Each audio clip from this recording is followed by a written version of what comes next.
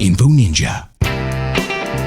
Welcome back to the dojo, everybody. Thank you for joining me again.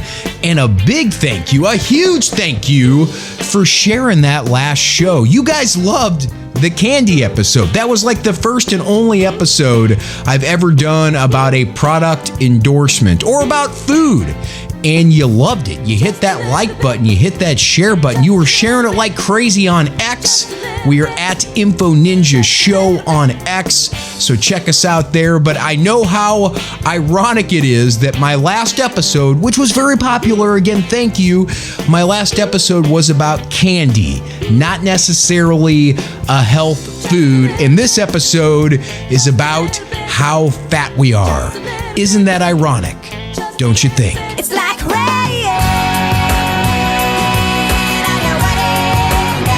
Well, it's true. I'm not telling you something you don't know. Americans are fat and getting fatter by the microsecond, like sweating getting out of bed fat, like haven't seen my feet in a decade fat, like Crisco coming out of your pores fat. And it's been this way for a while. This is nothing new, but it's getting worse and worse. And I think many people now have a new license to eat because of drugs like Ozempic. And there's some other drug out there that's similar to Ozempic that people are taking to curb their appetite. But I think that's kind of coming to an end because people are seeing what the Ozempic ass looks like. It looks like a balloon that got all the air deflated out of it and now it's hanging off of your backside. It's not appealing. You get the sunken face. That's what happens when you try to cheat the system. When you try to get performance-enhancing drugs into your system for weight loss, that's what happens. There's only one way to lose weight and to keep it off, and we're going to talk about that, but that's not what this episode is about. This episode is about the new fat report. Once a year it comes out, and it tells us what the fattest states in the union are, and you might be a little surprised because some of these states, at least I didn't associate them with deep frying things and smothering it in butter and adding sugar to it. If we can find anything that we can add butter to, sugar, and deep fry it, we will do it. We will take a damn strawberry and cover it in chocolate. That's how we roll in the United States. And I love this country and I love fat people. It's not a rip on you. God still loves you. I still love you. You still have value as a person.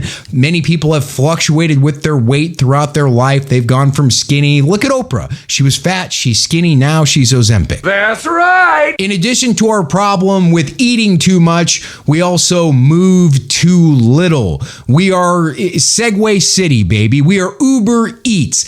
Anything we can do to not get up and do anything, we will do it or not do it. The average American gets about 5,000 steps a day. And I thought that was being generous. I think a lot of people get far less than that, especially if you have a desk job. You're not moving much, and a lot of these folks aren't getting off work and doing anything but getting into the couch and watching a little Netflix. That's a recipe for a heart attack. And speaking of heart attacks, I almost had one when I looked up how much the average American meal is calorically. How many calories does the average American consume at each meal? And it is 1,205.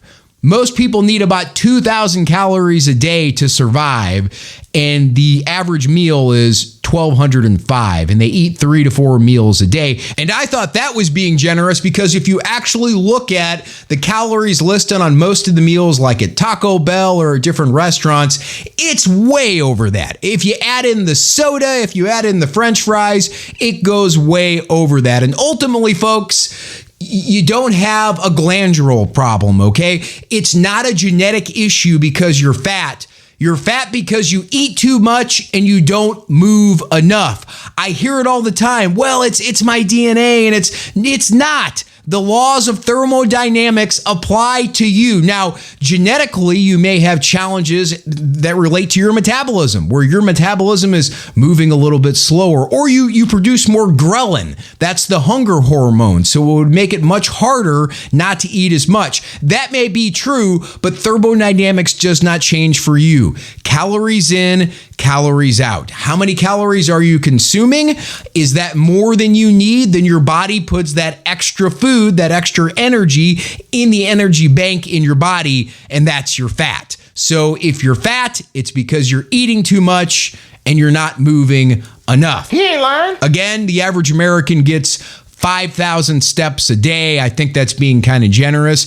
Optimal health comes at about 10,000 steps a day. If you want to lose weight, you need to be hitting about 12,000 steps a day. Anything over 12,000, you still get results from that, but it's kind of the law of diminishing returns. For the amount of energy and effort you're putting into that, you're not getting the same amount of result as you were for the first 12,000 steps that you took. But still, achieving at least 10,000 steps a day is where you're going to find health. And I got a strong feeling that if most of you were to count your steps, it would be far under 5,000, closer to like 2,000 to 3,000 steps a day. And whenever I do an episode about fatness or about fitness, which I've done many before, sometimes they're popular, sometimes they're not, my mind tends to wander back to the day, none of us were alive, but back in the day when fat people were considered to be attractive. The reason fat people were considered to be attractive was because nobody could eat. Everybody was broke. So if you were fat, it meant that you had money, and that made you more popular and more successful. But folks, that day has passed, okay? I don't care how much body positivity we throw out into the ether, that day has passed. Fat is not sexy at all. We actually need to bring back body shaming because it works. Your friends telling you that you're a fat ass, people online telling you that you got more chins than a Chinese phone book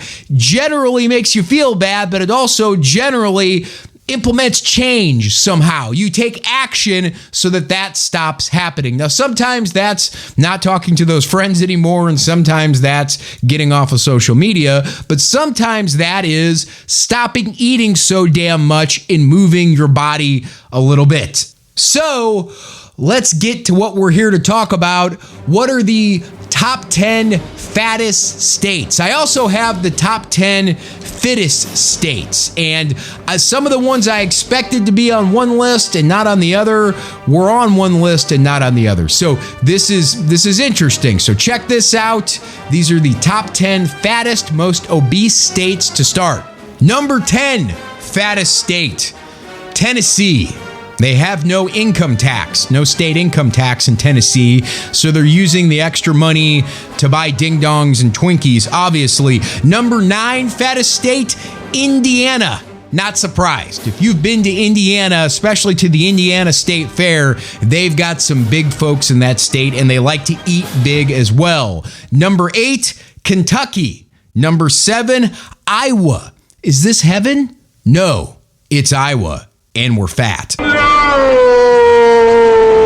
Number 6, Oklahoma. Not surprised there either. I've been to Oklahoma, many fat people there. Number 5, I expected to see on this list, Alabama. Of course, they got some fatties down in Alabama. And then you got number 4 and number 3, Louisiana and Mississippi. They got great seafood down there. They got some Cajun stuff going on, baby. Who doesn't want to eat when you're down there? The answer is everybody wants to eat when they're down there, and they do, especially the local residents, and that got them very high up on the fat list. Number 2, Arkansas. The number 2 fattest state around is Arkansas. Anybody surprised? It could have been Arkansas or Alabama. If you had me just take a blind guess, I would have picked one or the other, but I was surprised with the number 1 fattest state in the union. The number 1 fattest state we have is West Virginia. Who would have thought? The folks up in the hills and the mountains of West Virginia aren't going on hikes. They're not moving much, but they are eating a heck of a lot, and that makes them the fattest state in the union. So if you're looking to lose weight and you live in one of those states, you might want to look to move very soon. But where are you going to move to, right? You should move to one of the fittest states in the union. So these are the top 10 states with the lowest obesity rates, the sexiest states, well, at least with the skinniest people. So number 10, Montana. Of course, I thought there's nothing else to do in Montana except eat, but it's such a big state, you got to go so far to get everywhere. You got to ride a horse, you got to walk, you got to move. So people in Montana are fit. Number 9, I was surprised to see this on the list. because there's a lot of fat people in the state, but they've got a good sunny climate, so people are probably a little more active going to the beach, chasing alligators in the Everglades. Of course, the number 9 skinniest, fittest state in the union is Florida. Number 8 is Connecticut. Number 7 is Vermont. Number 6 is New Jersey. And number 5 and number 4, I'm not surprised by at all. That is New York, followed by California.